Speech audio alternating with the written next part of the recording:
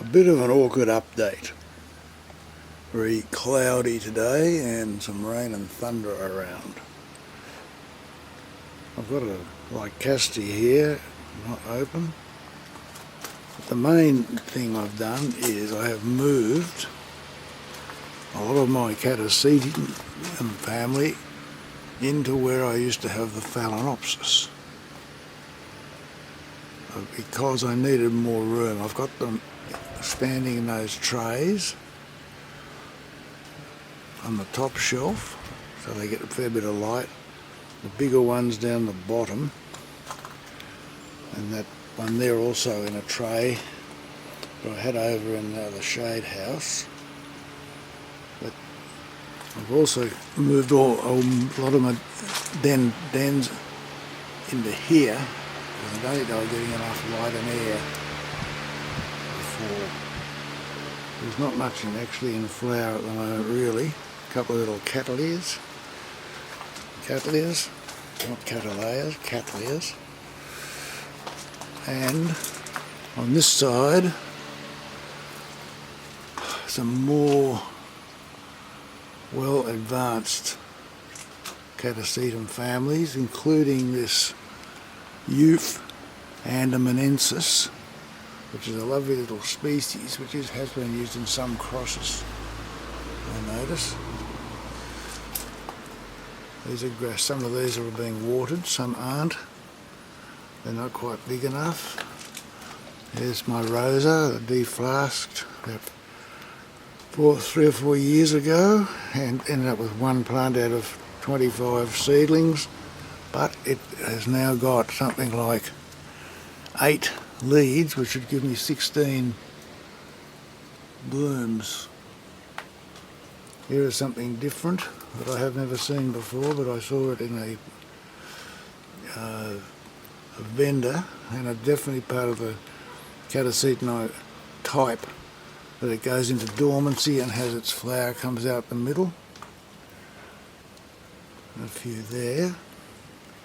Down here, some back bulbs from other, like cymbidiums and lycastes, stuck into a damp mix of cocoa peat. Try and encourage them to put out a new lead. These ones here are just emerging. These ones haven't emerged, or these.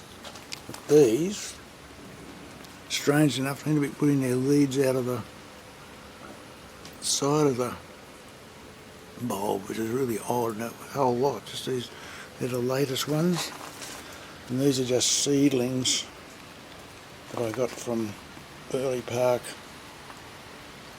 I think it was up near Townsville, and they're actually coming out of dormancy, much to my surprise. It's actually starting to rain again, so I have to make this quick. This is